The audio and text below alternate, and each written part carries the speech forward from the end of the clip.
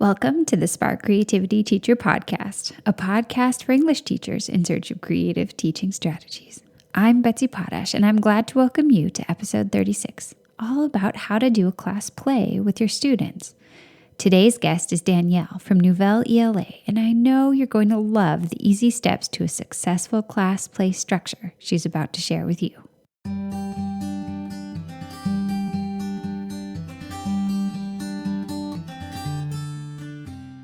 This episode is brought to you by The Right Stuff Chicks, my favorite teacher t-shirt company. If you're in the market for fun teacher swag, check out their website at www.therightstuffchicks.com or their Instagram at therightstuffchicks.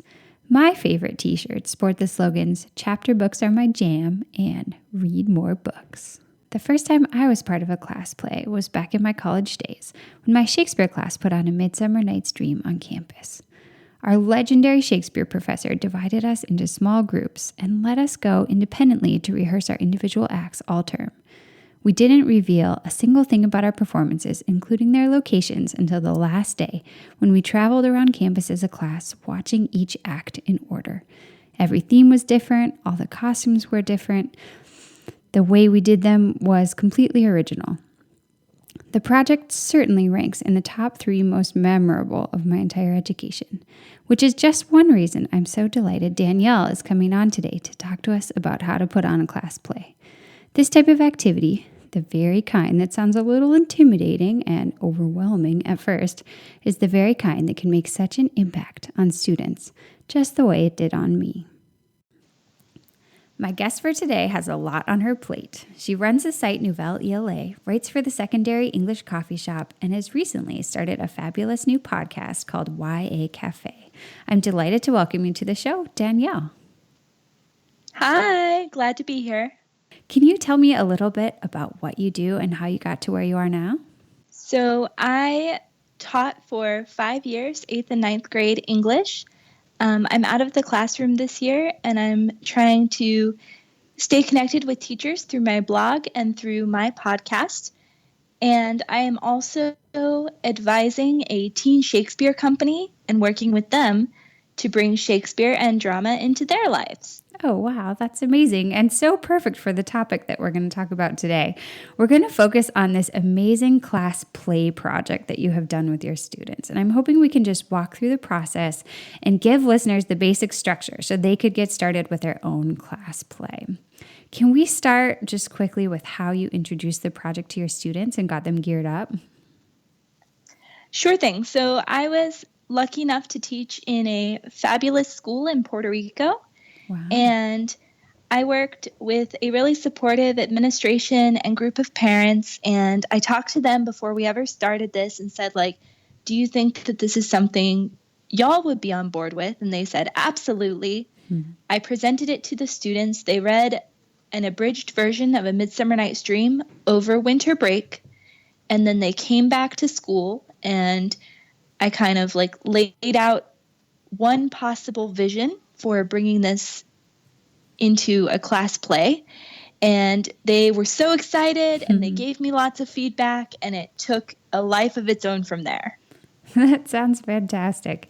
That's certainly been my experience when I introduce theater to students. They're excited about it. They like getting dressed up. They like learning lines. They like having a new creative outlet. But it can also be tricky as a teacher. There are so many different factors. Let's talk a little bit about casting. How did you mix and match all those different kids and parts in A Midsummer Night's Dream? I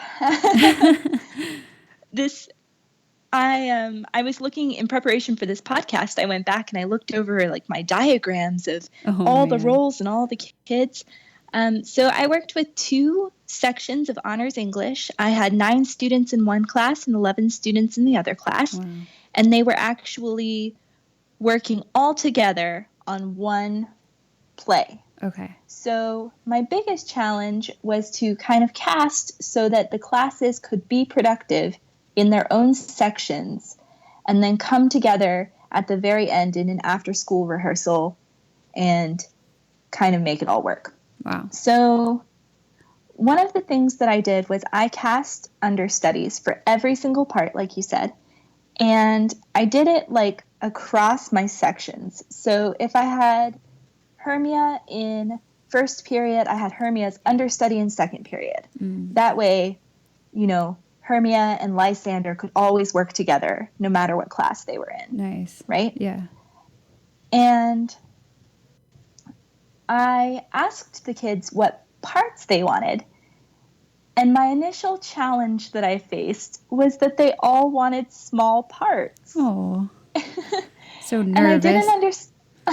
Exactly, right? I didn't understand what was happening until I started like asking them. And they're like, well, like we don't want to mess up. Like everybody's counting on us. Aw, right? Yeah, that's too bad. So we had like a little heart to heart. Like, it's going to be okay. Like, theater is one big game. Everybody's going to work together and it's going to be great. And then after that, like, they came out of the woodworks and say, well, actually, I'd really like to play Helena. I'd really like to play a fairy. And it was really great. It was a really great experience. Students were excited with the roles that they got to take on. And because we did have the understudies, people who had smaller parts were still always working to help other scenes kind of happen in rehearsal. And so that was definitely really great. Oh, yeah. And like the biggest thing, the understudies actually performed in a few roles. I promised you understudy stories. I had Flute got mono like 2 days before the performance. Wow. So his understudy stepped up and did a fantastic job. One of the fairies broke her ankle and couldn't perform.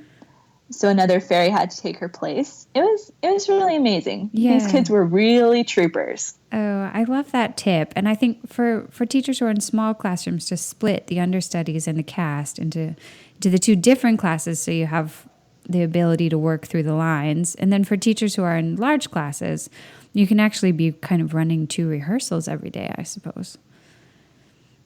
An understudy and a main cast. Or, teachers who are in larger classrooms often face, particularly in the winter, 5 or 6 kids could be out of class in a day. Yeah, that's so true. And so it's really great to have understudies there. Yeah, I really like that tip. I think it would be so easy to overlook the concept of understudies.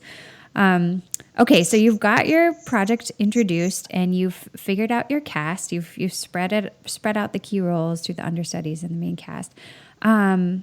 Then, as you move forward, you want to be sure that your students understand all these different aspects of theater that they're going to need. Can you talk to me a little bit about how you sprinkled in the information that they needed about theater so that they could actually do a good job? Right. So I took this idea based on kind of a writer's workshop where you would have a mini lesson at the beginning of the day and then sort of set kids free. That's the model that I used. So I created, 5 to 7 theater mini lessons that I sprinkled all through our first couple weeks of rehearsal. And this was everything from don't turn your back to the audience, make sure that you're not standing in front of anyone on stage, and your scene is more interesting if you have some people standing and sitting and kneeling. And then, of course, vocal projection. So we actually went into the auditorium one day and kids took turns getting up on stage, and then the rest of us sat at the back of the auditorium and we listened for whether or not we could hear them. Oh, that's genius. That's such a common problem. You do all the work and then in the performance you can't hear the kids. Absolutely. And my high school theater teacher actually took us out to the football field and made us project up into the stands. That was a cool experiment. Oh, that's fun. I remember once in college I had to orate a poem for a poetry class, and my friends and I went to the Greek theater, the outdoor Greek theater at night, and we're just shouting it to our friends up in the top row. It was so fun. Yeah, That's awesome. We didn't have a Greek theater in Puerto Rico, but if we had, I would have taken them for sure. Yes, college is a different thing. Okay. So what I love about this mini lesson format is that when we talk to our students about things like this in theater, in an academic setting, and they're not using that practical knowledge, then they're not very interested. You know what I mean? Like if there's no practical application, they're not going to really care about learning it. But because you already have them invested in this project, all of a sudden theater mini lessons are like their guidebook for survival and success. Right. And I did have an ulterior motive, which was that I was simultaneously directing the spring musical. Oh, nice. And this was a small school, and so I had a lot of these kids in the musical as well. So I was kind of doing, killing two birds with one stone in teaching them these things. Oh, yeah. Because then I could turn around and after school use the lingo that we had learned in class. Oh, that's nice. And I would think it would also work, for teachers in schools across the country and across the world, but as a way to recruit students into a theater program. I mean, if students love being in the class play and realize that they're good at it, they might want to go and try out for a play. Yeah. And we didn't say this at the intro, but we did an abridged version of A Midsummer Night's Dream. So the final production was 45 minutes. Okay. And so it wasn't super intimidating to students. Yeah, that's nice. And so then they really did build their confidence before going on to try out for an after-school play, which might have been longer. Yeah. Yeah. Okay. So let's scoot back to the project directly. So you've introduced these mini lessons. Let's say it's just a day in the middle of your theater unit. You've done a mini lesson on some critical piece of theater knowledge, and then you move them into the rehearsal time. What does that rehearsal time look for teachers who are feeling a little anxious? What can they expect? What kind of structure should they try to put in place? Right. So it is a little bit of organized chaos. Always good. I like students to be up and moving and talking, and then I sort of circulate through the rehearsal and listen in on what they're working on.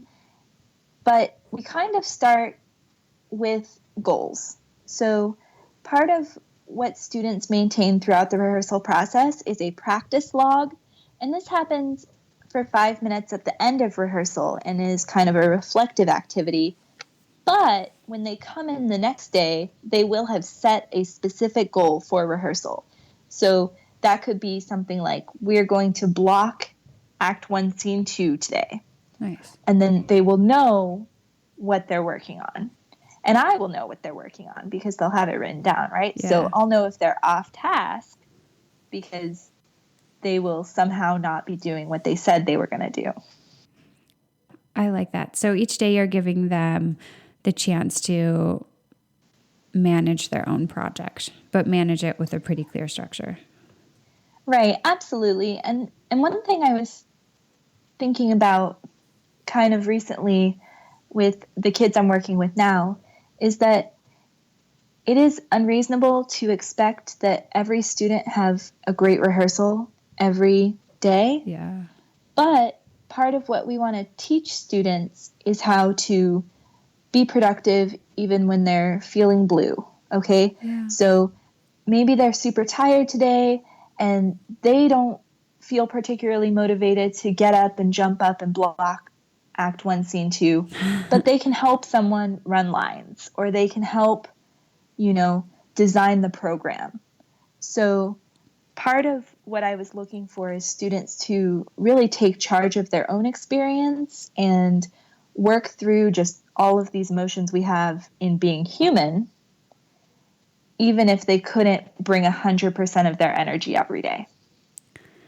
I love that because really, I mean, that's a life lesson that can stick with them in so many different arenas. I mean, how can you contribute no matter where you are?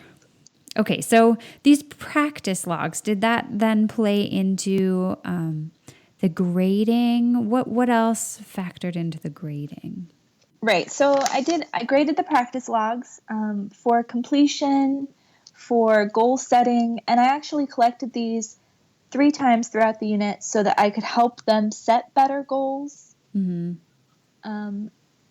So I collected them at the end of the first week, and I wrote to them, individually on Post-it notes, like questions about their goals, or, asking more specific questions about what they had accomplished in rehearsal to kind of guide them to be really specific and intentional with these practice logs. Nice. But of course, that was pretty subjective.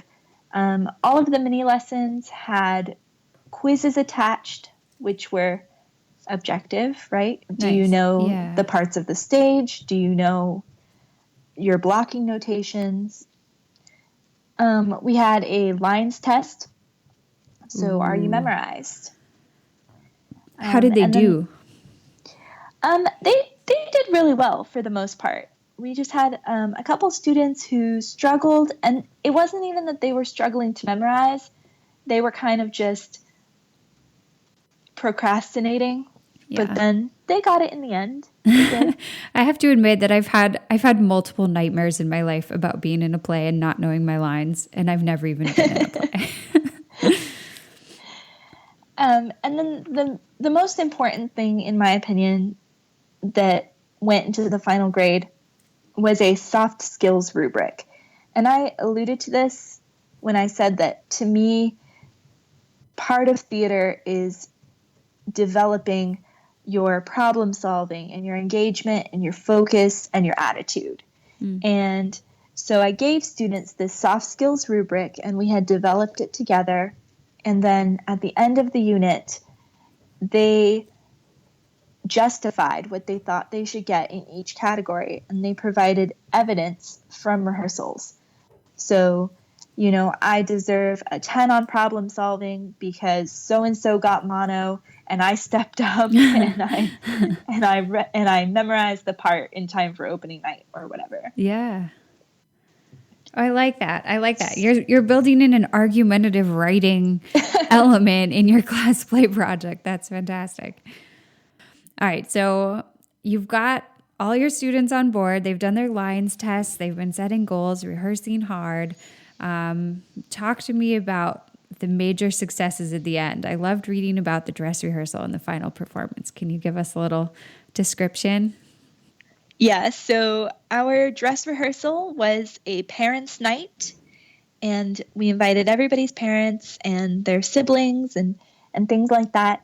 And remember that since we were rehearsing during class, the students had not spent a ton of time rehearsing all together. So they wanted a couple after school rehearsals, but we were also rehearsing for the musical. And it was just super busy. So the dress rehearsal was really so crucial to a great final performance. And the parents loved it, and they were really supportive.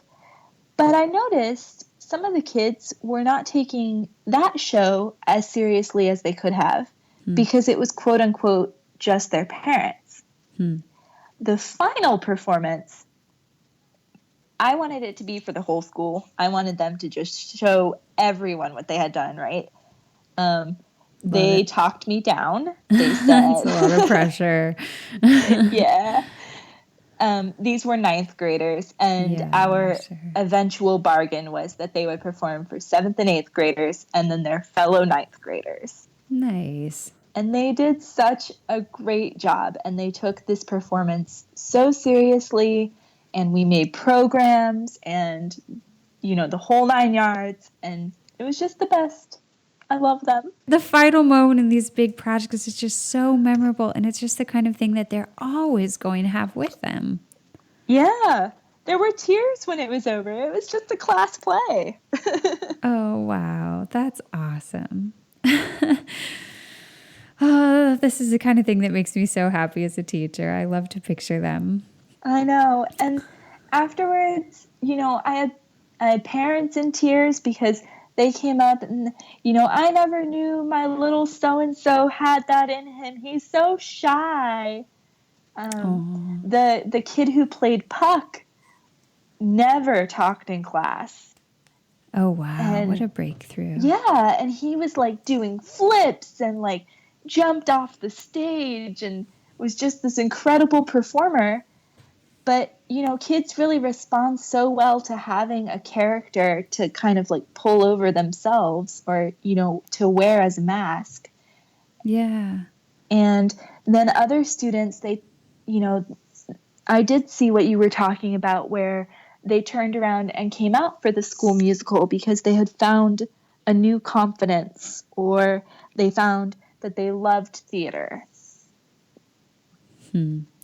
I think that right there is just such a good reason to try out a class play. I mean, that feeling at the end, that engagement and that realization of talents that they never knew they had. It's such a gift that we can give our students.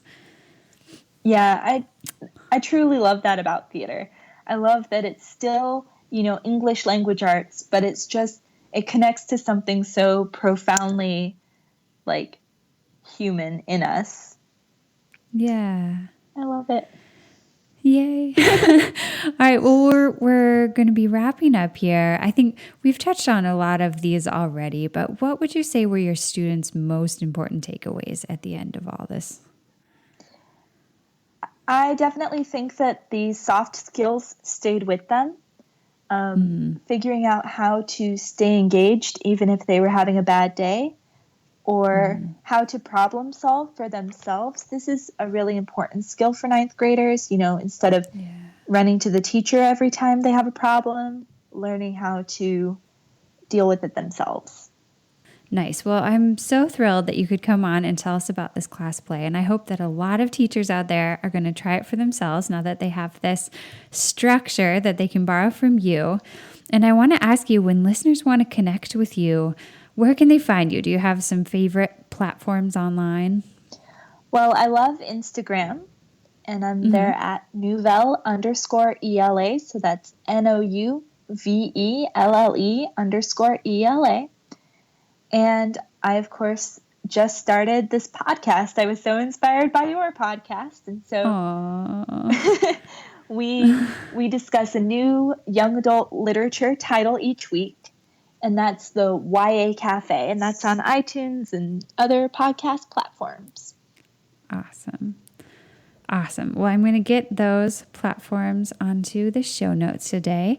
And I just want to say thank you so much for coming on. Thank you for having me. Thanks for tuning in. If you'd like to check out the show notes for today's episode, including all the links Danielle mentioned, just head to www.nowsparkcreativity.com and click on the podcasts tab at the top of the page. You'll discover easy access to today's episode and the 35 that came before.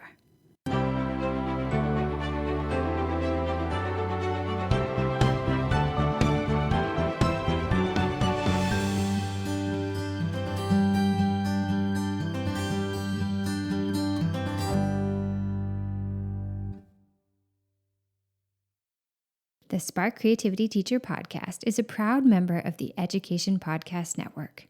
The Education Podcast Network, podcasts for educators, podcasts by educators. For more podcast recommendations, visit edupodcastnetwork.com.